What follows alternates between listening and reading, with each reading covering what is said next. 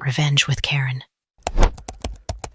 I've been the invisible hand of this company for 17 years, and let me tell you, the invisible hand is usually the one flipping you the bird. People think payroll is just hitting a button and watching numbers fly through the ether like magic corporate fairy dust. It's not. It's plumbing. It's sewage.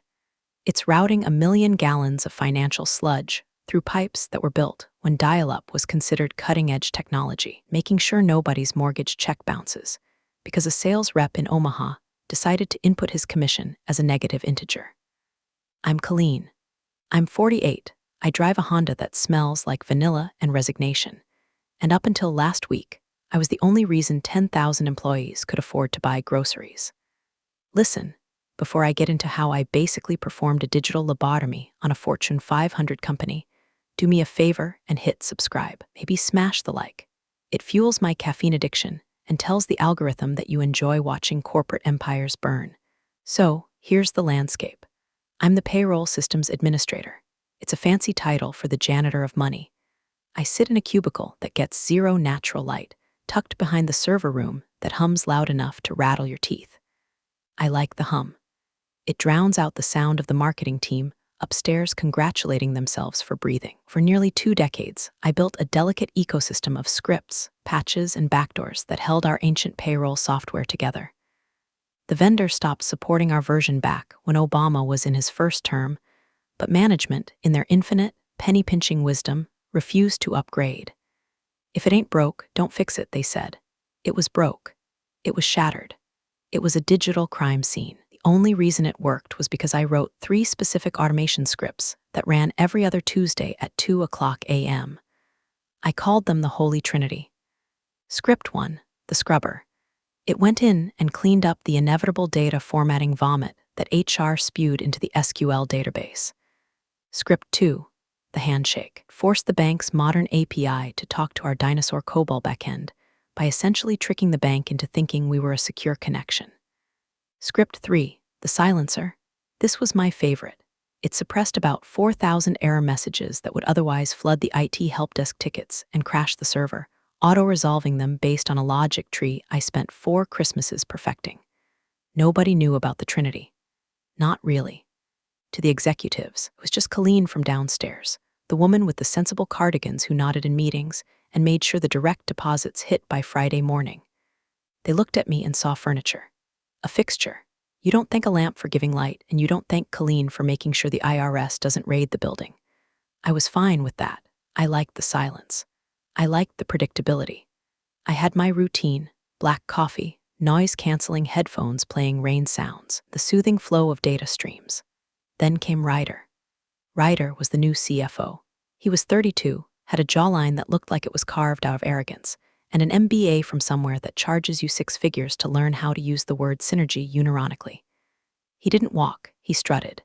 He wore suits that cost more than my first car and smelled like sandalwood and aggressive ambition.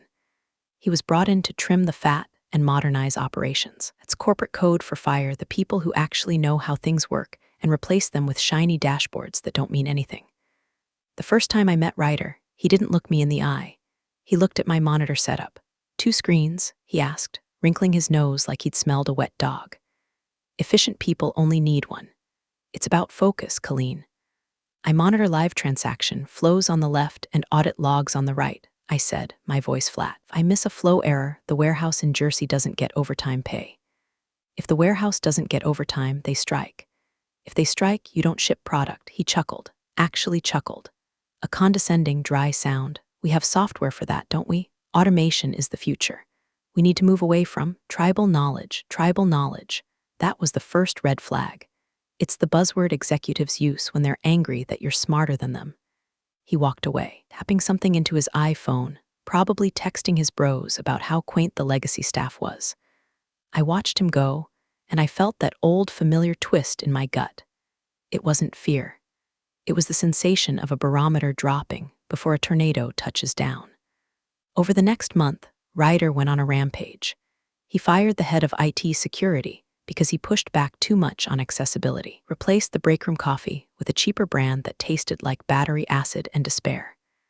And he started holding innovation summits, mandatory meetings where we had to sit in a circle and throw a foam ball around while brainstorming ways to disrupt ourselves. I sat there, holding the foam ball, looking at this guy who had never processed a single W-2 in his life, and I knew. I knew he was looking at my salary, which, admittedly, grown decent over 17 years, and doing the math. He saw a cost center. He saw a middle-aged woman in a cardigan who didn't use Slack emojis and didn't hang out at the Thursday happy hours. He saw fat to be trimmed. He didn't see the grenade pin I was holding.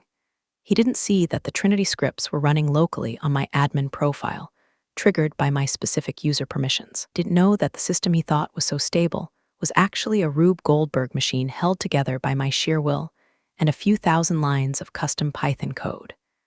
I could have told him. I could have scheduled a meeting and walked him through the architecture. I could have explained that if you remove the cornerstone, the cathedral falls down. But you can't teach physics to a man who thinks gravity is just a suggestion. The tension in the office was thick enough to chew on. My coworkers, the few who were left from the old guard, walked around with that hunted look in their eyes. We were like gazelles waiting for the lion to decide who looked the slowest. But I wasn't slow. I was just still, waiting. 2 days before the end of the fiscal quarter, I saw a calendar invite pop up in my inbox. Transition Sync. Hosted by Ryder and the HR director, a woman named Tiffany who smiled so much I was convinced she was actually a robot programmed by a sociopath. Transition Sync. I took a sip of my coffee. It was cold. I looked at my screens, the beautiful, cascading waterfalls of green text on black backgrounds, the heartbeat of the company. I reached into my desk drawer and pulled out a thumb drive. I didn't panic. I didn't cry. I didn't run to the bathroom to hyperventilate. I just quietly, methodically, started backing up my personal files. Not the work files, those belong to them. I mean my personal cheat sheets, my logic maps, the documentation I had written for myself because the official manuals were garbage. I looked at the clock. The meeting was in 10 minutes. I knew exactly what was about to happen. Ryder was going to cut the fat. He was going to save the company $85K a year plus benefits. He was going to get a bonus for streamlining the department. I stood up, smoothed out my skirt, and walked toward the conference room. I felt like a demolition expert walking away from a building rigged to blow, knowing the new owner was about to walk in and start playing with matches. The conference room smelled like dry erase markers and cheap cologne. It was the fishbowl, glass walls on 3 sides. Everyone in the open plan office could see exactly who was getting executed. Ryder was sitting at the head of the table, leaning back in a Herman Miller Aeron chair like he was posing for the cover of Douchebag Monthly. Tiffany from HR sat next to him, clutching a manila folder like it was a holy scripture. She gave me a sympathetic grimace, that specific expression HR people learn in a lab that says, "I'm sorry I have to ruin your life, but it's policy." "Lean, have a seat," Ryder said, gesturing to the chair opposite him. He didn't stand up to shake my hand. Power move or just bad manners? Probably both. I sat. I folded my hands on the table. I didn't bring a notebook. I didn't bring a pen. I just brought my gaze, which I fixed right on the bridge of Ryder's nose. So, Ryder started, clapping his hands together once. "We've been doing a deep dive into the department's structural integrity, looking for redundancies, bottlenecks, anchors. Anchors," I repeated. My voice was steady, monotone. "Exactly," he nodded, oblivious to the fact that anchors are the only thing keeping the ship from drifting into the rocks.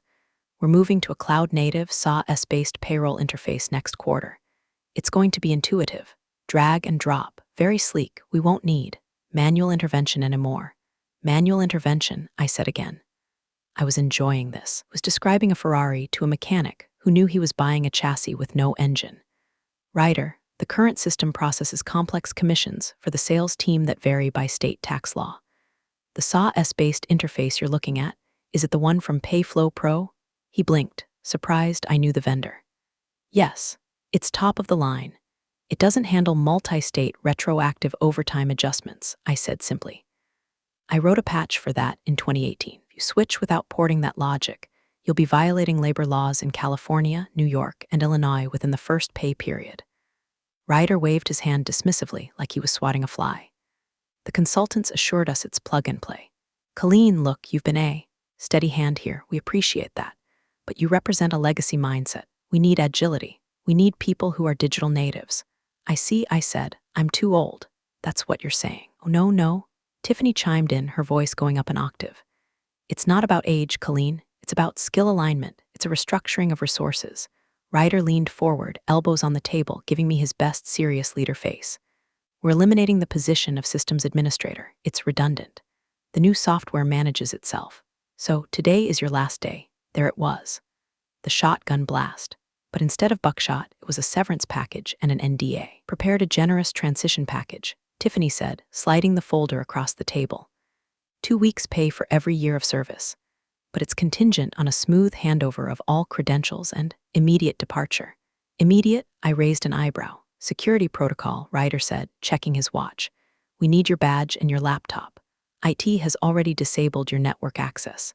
As of 10 minutes ago. I felt a cold smile spreading inside my chest. Wasn't visible on my face. My face was a mask of polite indifference. But inside, I was grinning like a Cheshire cat in a butcher shop. They had disabled my network access. But they hadn't wiped the local scheduled tasks on the server itself because they didn't know where to look. And by locking me out 10 minutes ago, they had prevented me from turning off the autopilot. You're firing the pilot mid-flight, I said softly. And you think the plane flies itself. The plane is being upgraded to a drone, Colleen, Ryder scoffed. We don't need a pilot, we need space. I stood up. I didn't argue, I didn't scream. I didn't throw the manila folder in his face, even though the urge was there, pulsing in my fingertips. I knew something he didn't. I knew that efficiency without understanding is just suicide with better marketing. Okay, I said. Ryder looked disappointed. He wanted a fight, wanted me to be the hysterical older woman so he could validate his decision that I was emotional and unfit. He wanted a scene he could recount to his buddies over craft beers later. Yeah, she totally lost it, bro. Sad, really. I wasn't going to give him that. I was going to give him something much, much worse. I was going to give him exactly what he asked for. I'll pack my things, I said. Security will escort you, Ryder added, signaling to the glass door. 2 guards, guys I've said good morning to for 5 years, were waiting. They looked embarrassed. They wouldn't meet my eyes. That won't be necessary, I said, grabbing the folder. I know the way out. I walked back to my desk, the 2 guards trailing me like I was a convict. The office was silent. Heads were down. Nobody wanted to catch the contagion of unemployment. I reached my cubicle, my home for nearly 2 decades, and saw the black screen. Account disabled. Perfect. I picked up my framed photo of my cat, Barnaby. I picked up my favorite mug. It said I survived another meeting that should have been an email. I picked up my dead plant. You need to leave the laptop, one of the guards muttered. Sorry, Colleen. It's okay, Mike, I said. I don't need the laptop. I didn't, because the beautiful thing about the system I built, it was designed to run unless I told it to stop. But the fail-safes, the error catchers, scripts that scrubbed the data clean so the system didn't choke on its own vomit, those were linked to my active user profile. When they disabled my account, they didn't just lock me out. They killed the immune system of the company's payroll infrastructure. They just gave the company AIDS, and they were celebrating because they saved money on the doctor. I walked to the elevator. I didn't look back. I stepped into the lobby, the guards flanking me. I handed over my bag, the plastic worn smooth from thousands of swipes. Good luck, Mike, I said. Take care, Colleen, he mumbled. The automatic doors slid open. The humid air hit me. I walked to my Honda, tossed my box of junk in the passenger seat, and sat there for a moment. I lit a metaphorical cigarette I quit smoking 10 years ago, but in my soul I was lighting a Marlboro Red with a flamethrower. I turned the key. The engine started. You wanted streamlined. I whispered to the steering wheel. You got it, Ryder. The pay cycle ended in 6 days. The countdown had begun. The drive home was a blur of strip malls and rage. You know that feeling when you bite your tongue really hard, that sharp, metallic taste of blood? That's what my brain felt like. I had spent 17 years keeping that ship afloat. I had come in on weekends when the server room flooded, had manually entered data for 300 employees during the great crash of '09, just so people could buy Christmas presents. And for what? To be escorted out by a rent-a-cop like I was stealing staplers. I got home, walked into my kitchen, and put the box on the counter. My cat, Barnaby, looked at me with that judgmental squint. Yeah, I'm home early, I told him.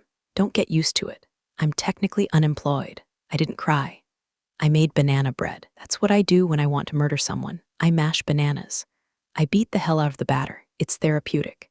As the oven preheated, I sat at my kitchen table with my personal laptop, a beat-up Dell that ran Linux and logged into a secure shell. Now, before the legal eagles on this thread start hyperventilating, I didn't hack the company. I didn't touch their servers. I wouldn't give Ryder the satisfaction of a lawsuit. No, I was checking my external monitoring. See, years ago, I set up a simple ping script from my home network just to tell me if the company payroll server was online. It was a heartbeat monitor. Ping, 20 ms, ping, 21 ms. It was still beating. For now, let me explain exactly what Ryder had done by disabling me. My account, see admin01, wasn't just a user login. Over the years, because IT was lazy and I was competent, my account had become the de facto service account for the Trinity scripts. Script 1, the scrubber. Every pay period, the sales department uploads a CSV file with their commissions. Salespeople are creative. They put $signs where they shouldn't be. They use commas instead of periods. They add notes like urgent payment in the amount column. If you feed that raw garbage into the main payroll mainframe, the mainframe doesn't just reject the file. It locks the batch, freezes, it requires a hard reset. My scrubber script intercepted that file, rejected the hell out of it, stripped the nonsense, and formatted it perfectly for the mainframe. Status without me, dead. The next sales file would be a digital pipe bomb. Script 2, the handshake.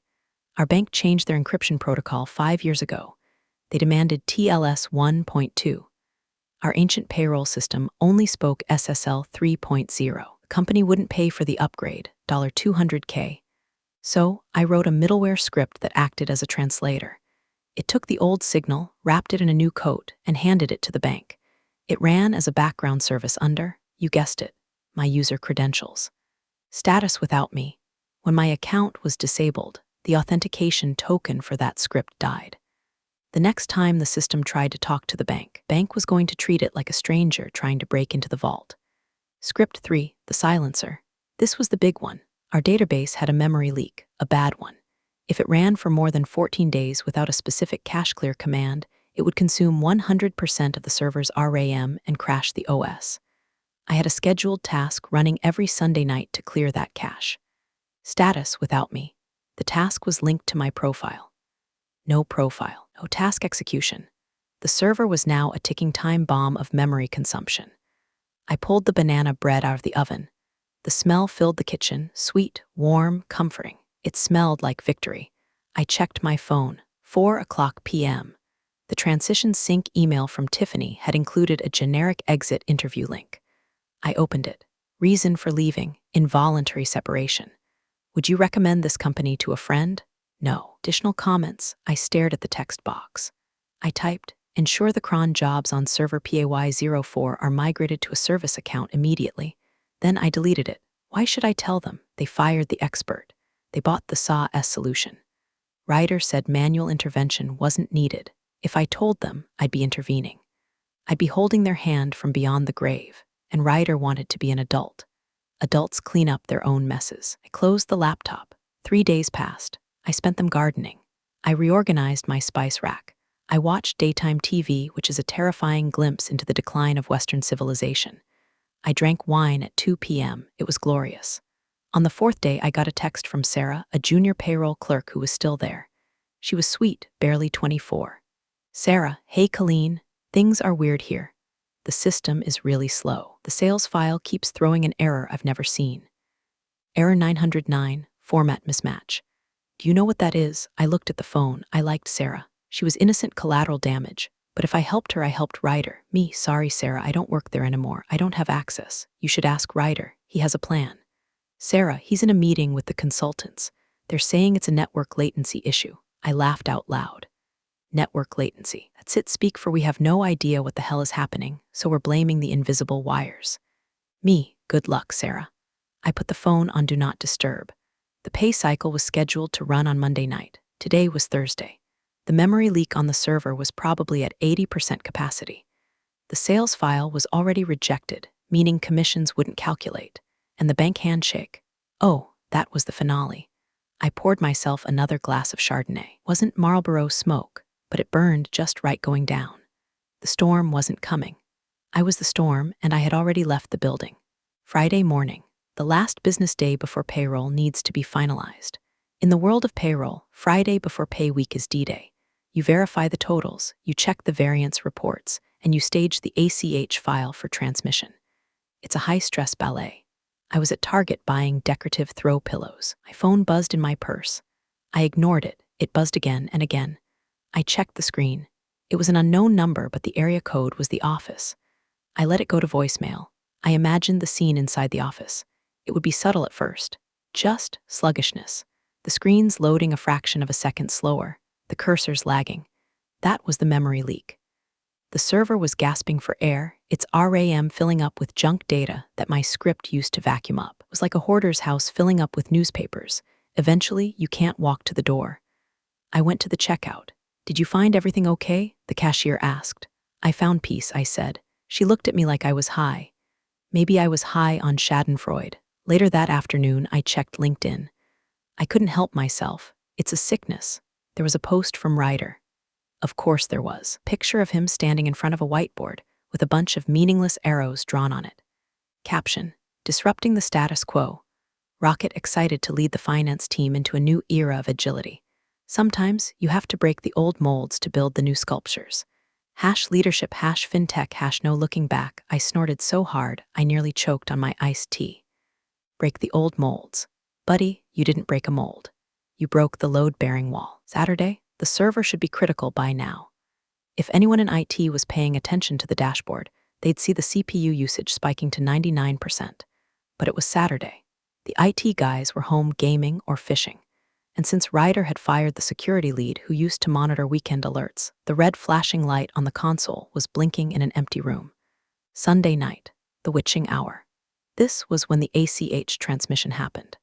The handshake. System compiles the master file, millions of dollars in salaries, and knocks on the bank's digital door. Knock, knock. Bank, who is it? System, it's me, Legacy Payroll. Bank, show me your ID TLS 1.2 token. System, here is my ID Colleen's disabled user credential. Bank, access denied. I was sitting on my porch listening to the crickets. It was 11 p.m.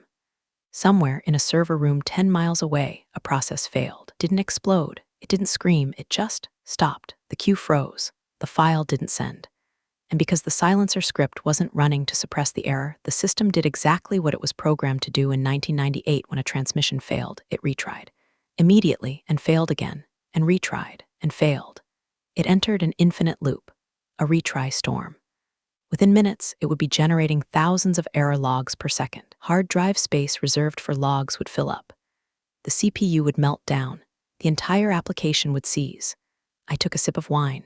"Happy Monday, Ryder," I whispered. Monday morning, 8 a.m. I woke up to 14 missed calls. 3 from Sarah. 1 from Tiffany in HR. 4 from the IT help desk director, a guy named Dave who I actually tolerated. And 6 from a number I didn't recognize, but I assumed belonged to the man of the hour. I listened to Sarah's voicemail first. She sounded like she was crying. "Colleen, oh my God, Colleen, pick up. Nothing is working. The screens are all white. It just says fatal exception 0x004. People are calling asking about their pay stubs. The portal is down. Ryder is screaming at everyone. Please, if you know a password or something, call me." I deleted the message. I felt a twinge of guilt for Sarah. She was a good kid. She was collateral damage in Ryder's war on competence. I listened to Dave's message. "Colleen, it's Dave. Look, I know they screwed you, I know, but the server is bricked. Like hard bricked, we can't even remote in. The logs are full, did you change the root password before you left? Just tell me. I won't tell them. We're drowning here." "I didn't change the password, Dave. I just took the keys to the bathroom with me. I made coffee. I put on jazz. I decided today was a good day to go to the zoo." I turned my phone off. You see, in the corporate world, silence is the loudest weapon you have. If I answered, if I yelled, if I gloated, I was just a disgruntled ex-employee. But by vanishing, by letting the silence stretch out while their world caught fire, I was a myth. I was a ghost. And ghosts are terrifying. I spent the day at the zoo watching the gorillas have a very sensible social structure. If the leader acts like an idiot, the others throw poop at him until he stops. Corporate America could learn a lot from primates. When I turned my phone back on at 5 p.m., the notification light didn't just blink, it strobed. My inbox was a war zone. The text messages were evolving. They had gone from confusion to panic to bargaining. "Tiffany, HR, Colleen, can we jump on a quick call? Seems to be a glitch in the transition." Tiffany, HR 1 hour later. Colleen, it's urgent, please. Tiffany, HR 2 hours later. We are prepared to discuss a consulting fee. Ah, there it is, the magic words, consulting fee. But I wasn't ready yet. The pain hadn't set in deep enough. You don't put a cast on a broken leg until you've set the bone, and Ryder's ego was still far too intact. I drove home and logged into my news feed, internal company Slack channel. I couldn't post, obviously, since my account was disabled. But here's a fun fact. The general channel was public-facing if you knew the URL, intended for external partners to see company announcements. They never password-protected the read-only view. It was glorious. Employee A, is anyone else unable to see their pay stub for Friday? Employee B, mine just says error. Employee C, I called HR and nobody answered. The line just disconnected. Employee D, warehouse manager, my guys are asking if deposits are hitting at midnight. If they don't, nobody is loading the trucks tomorrow. Just a heads up. Then, a post from Ryder. Ryder CFO, team, we are experiencing a minor technical migration issue with the new payroll interface. Rest assured, our top engineers are on it. Expect a slight delay. Thank you for your agility. Agility was still using buzzwords while the ship was taking on water. Tuesday morning, payday -1. The deposits usually hit the bank pending status by now. They hadn't. The phone rang. It was the number I suspected was Ryder's private cell. I let it ring. It rang again immediately. I answered. Hello, I said, voice cheerful like I'd just woken up from a refreshing nap. Colleen, the voice was tight, strained. It was Ryder. It sounded like he had aged 10 years in 3 days. It's Ryder. Oh, hello, Ryder. To what do I owe the pleasure? I thought we had transitioned. Look, cut the crap, he snapped. Then he caught himself. He took a breath. I could hear the desperation rattling in his throat. We have a situation. The server is locked. IT can't get in. The logs are flooded with some error about a handshake failure. And the sales data is corrupted. That sounds like a problem for your new SAW-S interface, I said. Is the drag and drop not working? The SAW-S integration isn't live yet. He shouted, then lowered his voice to a hiss. We were running the old system one last time, but it's broken. It wasn't broken when I left Ryder. It was purring. Well, it's broken now. Dave says there were scripts running under your user profile. See admin 01. He says when we killed your ID, the scripts stopped. Oh, I said, feigning surprise. You mean the automation protocols? The ones I built to patch the holes in the software the company refused to upgrade? Yes, those. We need the passwords to restart them.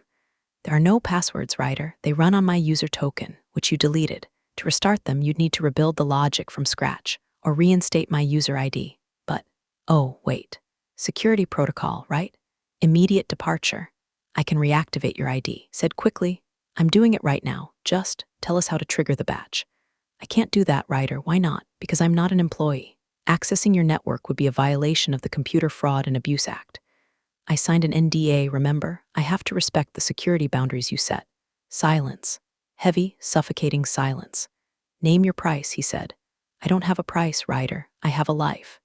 And right now, I'm making a pot roast. Luck with the agility. I hung up. I blocked his number. I stared at the phone. My heart was hammering, but not from fear, from adrenaline. I had just hung up on the CFO of a $500 million company while he was begging. But the real twist wasn't the money. It was what was happening in the background. See, when a public company misses payroll, it triggers things. Automatic things. The Department of Labor gets a flag. The bank gets suspicious. And most importantly, board of directors starts getting emails from angry investors who check Glassdoor and see employees screaming about wage theft. Ryder wasn't just fighting a computer error. He was fighting a gravitational collapse. Wednesday, payday. The deposits didn't hit. 0. The silence broke. The news picked it up. A local business blog ran a headline, Payroll Glitch or Cash Crisis. Local tech giant misses payday for 10,000 employees. My LinkedIn inbox pinged. Wasn't Ryder.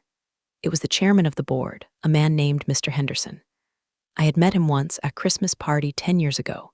He was old money, serious money. Message, Colleen. This is Charles Henderson. We need to talk, not about a job, about fixing a disaster. Please call my office. I smiled. The pot roast was excellent, by the way. I let Mr. Henderson wait for an hour. You don't pick up on the first ring for the chairman of the board. It looks desperate. I cleaned my gutters. I watered my hydrangeas. Then I made a cup of tea, sat in my favorite armchair, and dialed the number.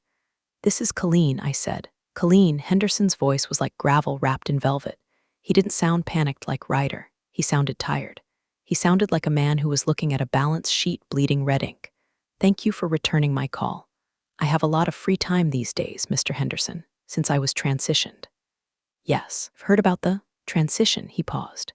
Ryder tells me you're holding the system hostage. I laughed, a genuine, sharp laugh.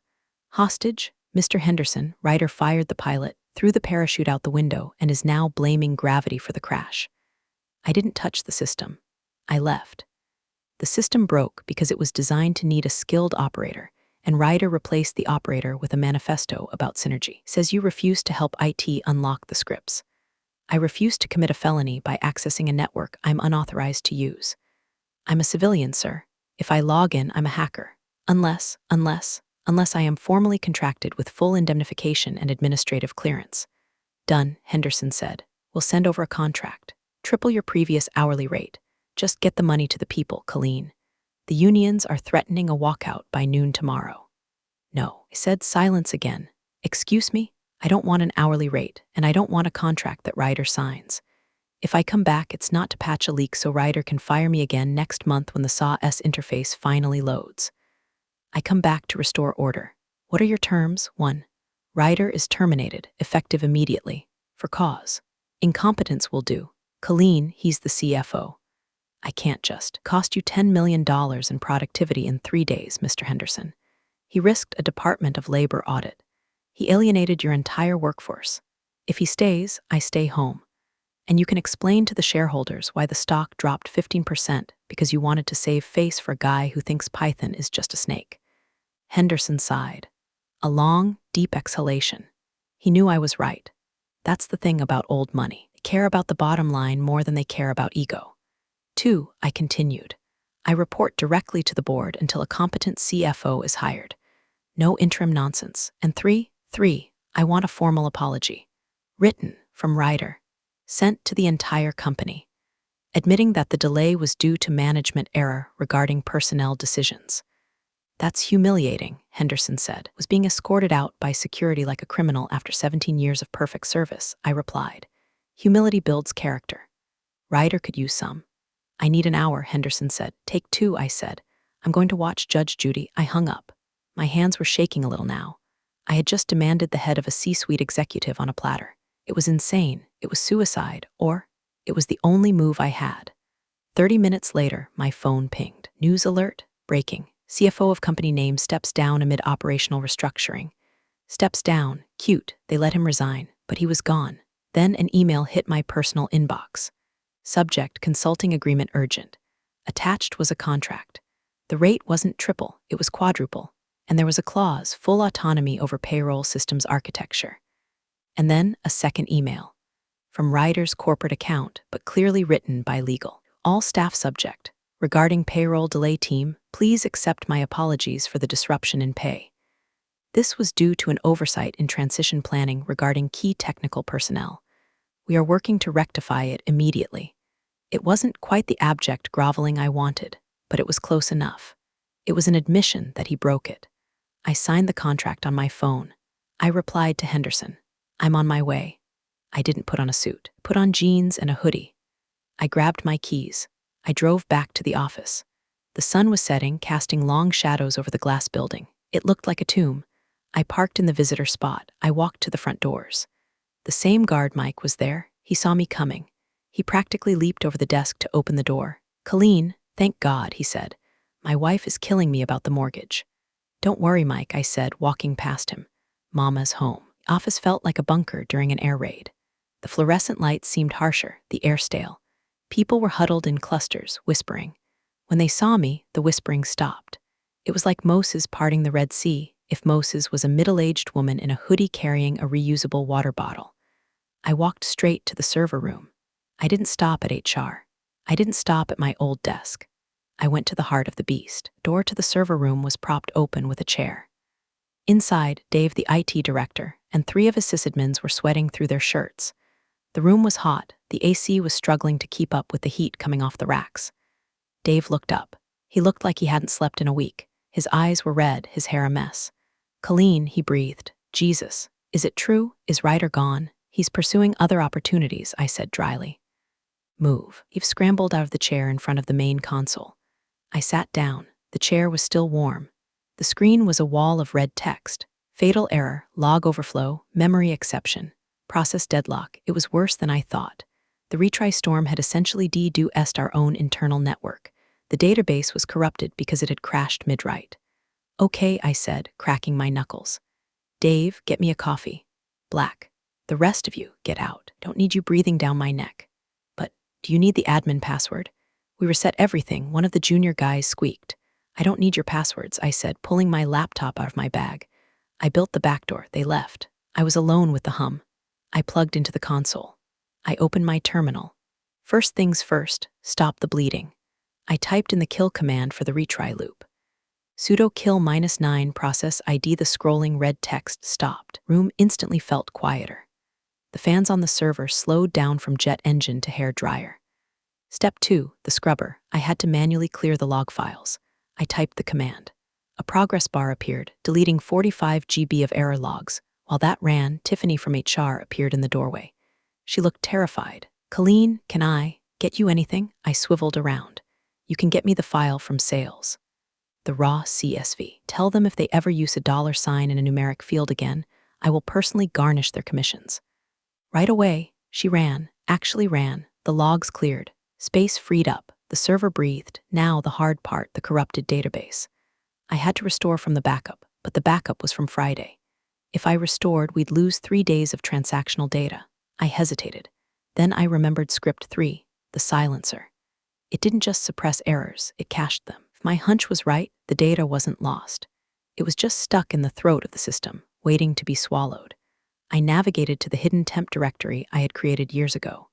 cd/usr/local/colleen/temp ls. There it was. Cache dump Monday dat. The data was safe.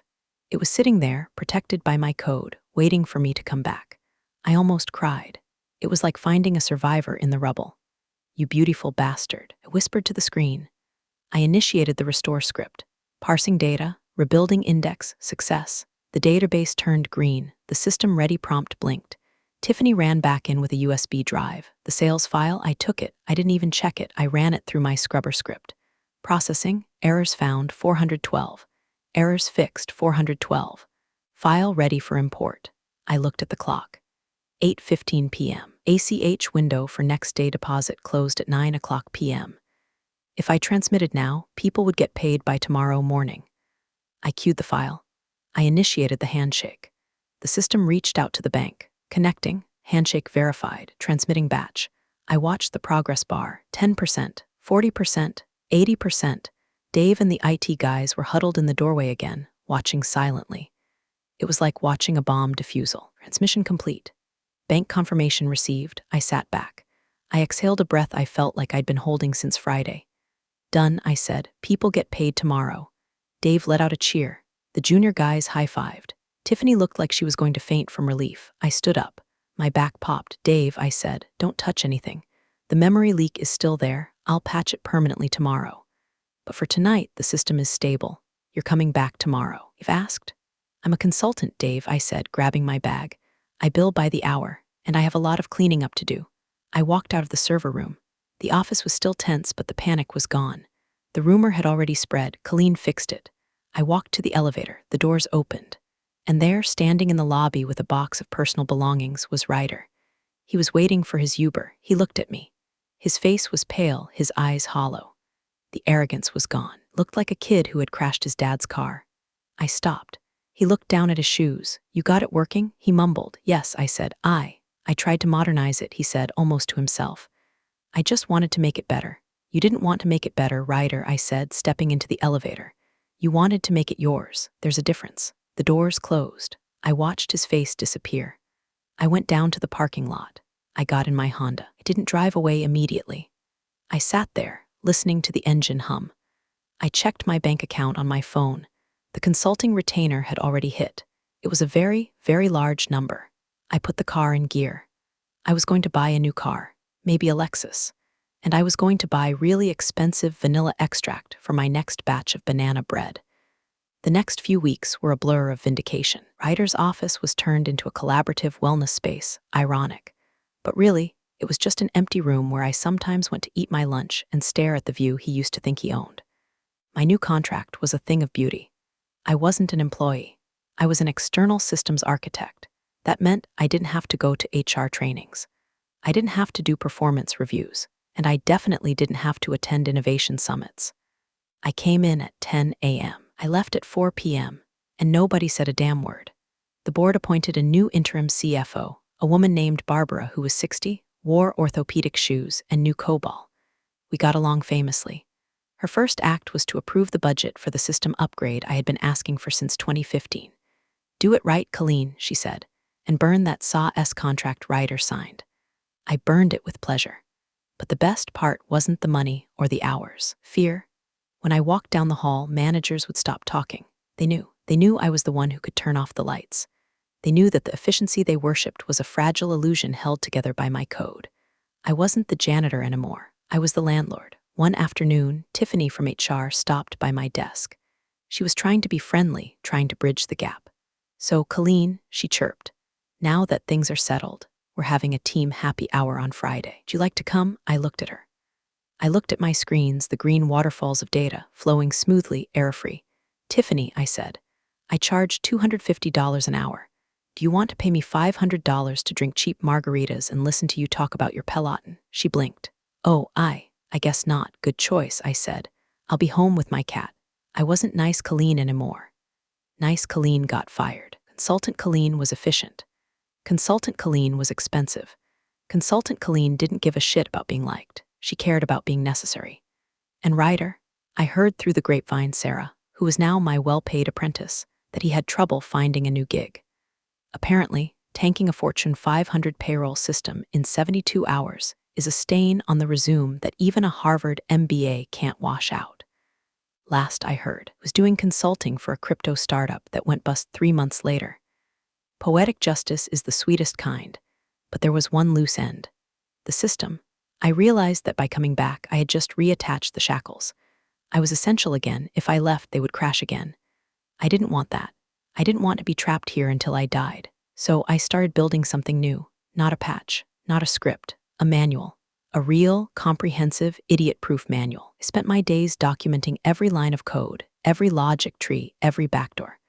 I taught Sarah everything. I showed her the scrubber. I showed her the handshake. I showed her how to listen to the server hum. "Why are you teaching me this?" she asked one day. "Aren't you afraid I'll replace you?" "Sarah," I said, lighting a metaphorical cigarette, "I want you to replace me. Because the only thing better than being the person who keeps the lights on, being the person who can finally walk out the door and leave the switch in someone else's hand." 6 months later, the new system was live, the real new system, the one I designed, built, and tested. It worked. It was sleek, it was robust, and it didn't need the Trinity scripts anymore. The memory leak was plugged. The bank API was native. It was finished. I sat in my cubicle, my office now, and looked at the process complete notification. I looked at Sarah. She was sitting at her own desk, monitoring the flow. She looked confident. She wasn't asking questions anymore. She was answering them. "It's stable," Sarah said. "It is," I agreed. I opened my drawer. I took out my mug. I took out my framed photo of Barnaby. I opened my laptop. I drafted an email to Barbara and Mr. Henderson. Subject, contract conclusion. The migration is complete. Documentation is filed. Sarah's last name is fully trained and designated as lead systems administrator. My work here is done. Effective immediately, I hit send. I didn't wait for a reply. I walked over to Sarah. I handed her a thumb drive. "What's this?" she asked. "That," I said, "is the oh shit drive. It has the source code for a few utilities, just in case the new system isn't as perfect as the vendor says. Use it wisely, and never tell HR it exists." She smiled. A conspiratorial, pretty smile she was learning. "Thanks, Colleen. Don't thank me," I said. "Just make sure they pay you what you're worth, and if they hire another rider, you call me. I will." I walked out of the building. It was a Tuesday, 2:00 p.m. The sun was shining. I walked to my new car, a Lexus, fully paid for with Ryder's severance money and Henderson's panic money. I got in. I didn't feel angry anymore. I didn't feel sad. I felt light. I had proven my point. I had burned the village to save it, and then I rebuilt the village better than it was before. But I wasn't going to live in the village. I was going to the beach. I started the car. I put on some Fleetwood Mac. I drove out of the parking lot past the security booth. Mike waved. I waved back. You know, people say everyone is replaceable, and they're right. Everyone is replaceable. But the cost of replacement, that's the variable they always forget. It wasn't just a payroll admin. I was the friction that kept the machine from spinning out of control. Now, I was just Colleen, and for the first time in 17 years, that was enough. I merged onto the highway, the city shrinking in my rearview mirror. My phone buzzed. Probably Barbara asking me to reconsider. Probably a recruiter. Probably the world trying to pull me back in. I rolled down the window. The wind was loud. I didn't check the phone. I just drove.